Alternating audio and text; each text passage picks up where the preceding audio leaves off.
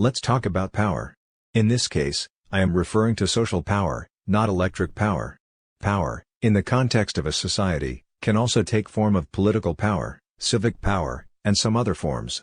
But again, in this course, we will talk about social power in general. So, in general, power can be defined as the ability to influence, or control the behavior of people.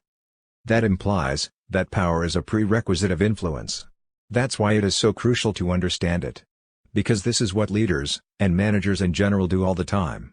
They achieve organizational goals by influencing people, the team. You might think, hold on a second. I do influence people around me all the time, like, my wife, my friends, my followers on Instagram, but I don't have no power.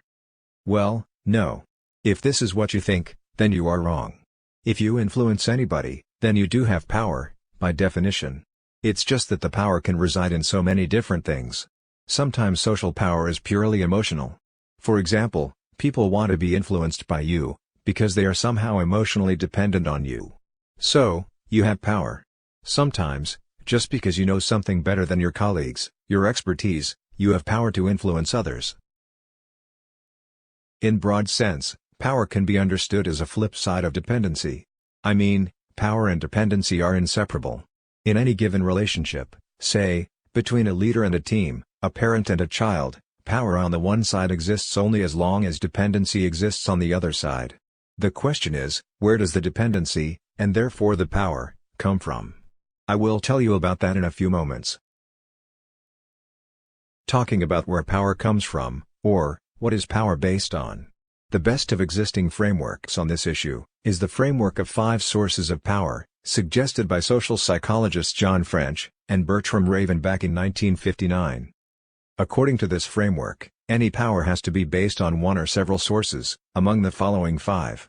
First is the ability to coerce. Coercive power relies on threat, or force, and is aiming to achieve compliance, or obedience. Second is legitimacy. Legitimacy in this case, is another word for formal authority. Third is reward power. This power is based on ability to offer, or deny, a reward, tangible or intangible. Fourth, expert power. This power is underpinned by knowledge, experience, skill, and so on, that allows an expert to solve problems for the others. Finally, fifth, is the referent power. Referent power is based on voluntary affiliation. People submit to the holder of this kind of power voluntarily, driven by sympathy, admiration, prestige, and so on. Next, I will go through each of these bases of power in detail. But before I do that, let me first clarify some basic terminology related to the concept of power. And also, I should explain the criteria, on which I will assess each of the power types. So, to recap. First, power is always present in any social relationship, because power is based on dependency. Our society functions only as long as we are mutually dependent. So, power is just everywhere, even in families. Second, power is a prerequisite of influence. You may use power to influence others, or may not. But influence requires power. A power holder, the one who influences, is called agent of influence. The one who is being influenced is called a subject of influence. To understand how power is used, how it should be, and should not be used, it is useful to focus on 3 characteristics of the power bases. First is voluntariness. This is the extent to which the effect of influence is voluntary. If it is not voluntary, it is forced, coerced. Between voluntary and involuntary you have indifferent. Second is the importance of surveillance. This is about control over the effect of influence. For example, do we need to watch and provide feedback to the subjects of influence for the power to be effective? Finally, a very important characteristic, is stability of a power base. Stability here means how reliable a given power base is, what is the chance that it will be taken from you, that it will erode with time, or will simply deplete, like money, for example. Let's start with the analysis of the coercive power base. An ability to use force, or the threat of force, can only be used to enforce obedience or compliance with certain norms. For example, coercive power may be used to make people do something, for example, work for free, or not do something, for example, not share a secret information. But you cannot use coercive power to inspire and motivate, you cannot use it to lead, to persuade, change attitude, and so on. Any influence that is based on coercive power is highly involuntary. An extreme example of coercive power is slavery, or prisoners' labor. These are very special cases, but it doesn't mean that coercive power does not exist in office buildings. Blackmailing, bullying and harassment, this is what coercive power can be in work context. As a result of high involuntariness, this power can be effective only when a system of surveillance is effective too. That means that the one who relies on coercion is obliged to constantly control the subjects of influence and penalize defiance. Force is a very primitive power base. And it is highly stable too. That is because once you got this power, it is relatively easy to maintain it. But coercive power is not all bad. It really depends on the way it is exercised. For example, it can also be used to protect. For example, to protect society from dangerous elements, or to protect people from potentially harmful circumstances. This is what law enforcement is for. Or, parents often exercise coercive power with their little children. But whatever is the cause, the effect of this kind of power is still highly involuntary, develops frustration and resentment, and requires surveillance. Legitimacy is a complex power base. In fact, when we say legitimacy, we mean several different things. First, legitimacy as a base of power means formal authority. For example, a police officer, due to his position, has a formal authority, therefore he or she can legitimately require that you, for example, show your identity card, or open the trunk of your car. You might not want to do that, but you feel obliged to, as long as you know that the request is legitimate. Power in this case is vested in the position of the officer, and underpinned by formal norms, that is national laws. In the office, a boss has legitimate power to promote subordinates, change employees' functions, lay off, as long as these actions do not contradict legislation, such as labor code, or penal code, and the organization's internal policies. Second, legitimacy can be informal. This base of power is underpinned by informal norms, such as norms of ethics, social expectations. For example, you have power in respect of somebody who owes you a favor. The social norm of reciprocity obliges the person who owes you a favor to pay back the favor. Therefore, it is in your legitimate power to demand something. There are also ethical norms of fairness and equity that oblige people to compensate for effort, distribute benefits fairly, and so on. There are plenty of other social norms and expectations that somehow define responsibility, and therefore can be used as a base of power. For example, you may emphasize your seniority and commitment to the organization when you ask your boss for a favor. The boss will feel obliged to fulfill your demand, as long as your demand is perceived as legitimate. So, legitimacy as a power base is used to achieve compliance through social conformance.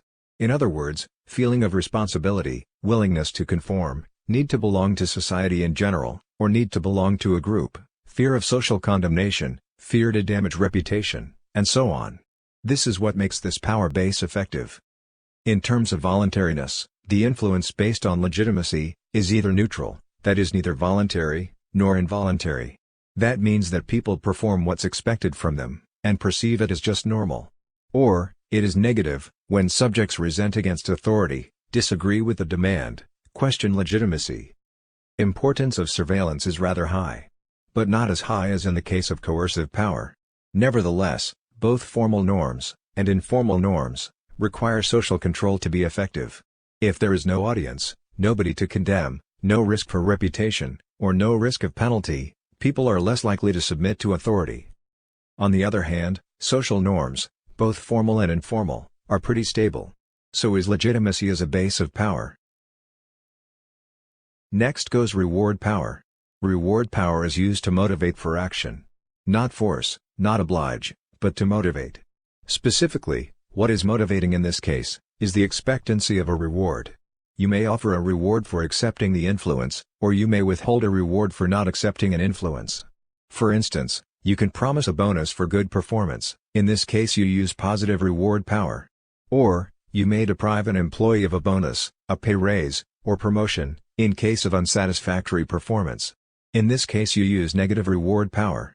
Reward can be tangible, such as money, or intangible and symbolic, such as a symbolic prize, recognition, empowerment, attention, or whatever a subject of influence perceives as a valuable reward. You wouldn't need to rely on reward, If what you wanted people to do they would do voluntarily. So, voluntariness in this case is rarely positive. It is mostly neutral, or negative. If a reward is something very important to the subject of influence, if it is vital, such as money needed to support family, or protection, the subject may accept the influence in exchange of the reward, even if he or she would never do that otherwise. For example, in certain situations, let's say in bad economic conditions, vulnerable categories of people accept harsh and unfair work conditions in exchange for a reward, exactly because of extreme dependency, because of powerlessness. So, reward power in certain situations is hardly distinguishable from coercive power. As a result of limited voluntariness, reward power often requires surveillance. Stability of reward power is moderate, although it depends on the type of reward and the degree of voluntariness. Stability of reward power is limited because rewards, both tangible and intangible, have a tendency to lose value with time. Second, rewards, especially those that are tangible, tend to get scarce and eventually deplete. You have limited amount of budget that you can use to pay bonuses. You cannot promote the same person more than once or twice a year. You may empower an employee with responsibilities once, but you cannot empower the same employee infinitely. Expert power is based on power holders' knowledge, skills, and access to information. It is used to convince people to act in a certain way. Expert power is particularly effective when the subjects of influence are driven by a need to achieve. In other words, expertise is usually needed as an input to some process. Let's say, a consultant's advice may be needed to make a strategic decision. So, the consultant has power to influence the decision-makers, because the decision-makers need to achieve some goals. Obviously, expert power is stronger if the expertise is rare, hard to find, difficult to substitute. Expert power is effective in situations that involve a lot of uncertainty, when the problem is novel and complex. Let's take a situation of a natural disaster as an example. Such situations are always sudden and novel, they involve a lot of uncertainty. What to do, what is going to happen next, and so on. Individuals or groups who are perceived to have expertise in such situations will gain power. For example, firefighters, or military. Same rule applies to companies. For instance, in crisis times, those who have experience with crisis management will suddenly gain power. Expert power often comes not from deep knowledge in one domain, but from some knowledge in many different domains. Such scattered knowledge allows leaders to coordinate work of followers, organize processes. For example, a chief operations officer in a company may have more expert power than a CEO, exactly because he or she knows more about what other people in the company are doing. Expert power can be genuine, but can also be based solely on impression. I mean, individuals may possess expert power even if they in fact don't have the knowledge that they claim to have. It is important to understand that expert power is used to convince. And people are convinced when they trust. So, expert power is effective via trust. That's why, expert power may be based on symbols of expertise, rather than the expertise itself. Education, certificates, recommendations, appearance, all this may be used to gain expert power. Expert power has neutral or positive voluntariness. People accept experts' influence either out of trust and necessity, or out of trust and respect. Surveillance is usually not an issue. Expert power has limited stability, especially when it is not genuine, but based on impression. The reason is that knowledge, once shared, becomes a common good, knowledge tends to become obsolete, and audiences tend to learn. Finally, the referent power. Referent power is based on the subject of influence's need for affiliation, or identification, with the agent of influence. When people want to be accepted by a group, let's say by a football team fan club, they are motivated to align their behavior and even attitudes with the group. Or, when people want to be identified with an individual, for example a political or business leader, they are motivated to become more alike to that individual in their actions and even beliefs. In such cases, people are subjected to referent power. Referent power can be based on individuals' charisma, honorable achievements, positive image, reputation, distinctive and attractive identity, and so on. Not only individuals, but also groups and organizations may have referent power. Consumer brands, employer brands, communities of fans, celebrities, prominent politicians and sportsmen and women, all these often have referent power. The particular psychology behind this need for affiliation is highly individual. I would refrain from trying to list all of the motives. It can be admiration or even love, need for esteem, status, prestige, all these things together, and so on. Voluntariness of referent power influence is very high. As a result, there is no need for surveillance at all. On the other hand, referent power is very unstable. This power base is highly contingent on the audience's attention and emotions, but also on the power holder's actions. A brand might simply go out of fashion. A single mistake may destroy a reputation that took decades to build. So, let's summarize all what we just learned. There are 5 bases of power, according to the framework suggested by John French and Bertram Raven. These bases are coercive, legitimacy, reward, expert, and referent. There are 2 important characteristics of power bases: voluntariness and stability. I don't mention the need for surveillance here, because need for surveillance is almost perfectly inverse of voluntariness. Coercive power is very stable, but highly involuntary. Legitimacy is rather involuntary and rather stable. Reward power is relatively voluntary, but its stability is limited. Expert power is mostly voluntary, or at least not involuntary, but its stability is very limited. Finally, referent power is perfectly voluntary, but also very unstable. You can clearly see a pattern here. The more subtle dependency is, and the more voluntary the influence is, the less stable power base is. This suggests a conclusion. Different power bases have their limitations. There is a trade-off between power base stability and voluntariness. Moreover, as a leader you will need to exert influence on diverse audiences. Let's say your team may have people driven by status, others will be driven by need for affiliations, some will trust you, others won't, some will recognize your expertise, others will doubt it. As a leader, you will need to exercise power in different situations, for different purpose. Sometimes, you will need to exert influence in order to change audiences' attitudes and beliefs, convince them. Other times, you will need to mobilize your team for action, sometimes controversy action. Often, power is needed to simply make people accept norms of behavior, no matter if they like it or not. And so on. This is why it is important to understand power. An influential leader should rely on a good mix of power bases, and use them responsibly. This will help a leader to achieve effective total influence on audiences, and sustainability to exert influence in a long term. Now you understand what power is, and why it is important for leaders. After watching this video, take a quiz on the 5 power bases, then do the mini case exercise. Have fun!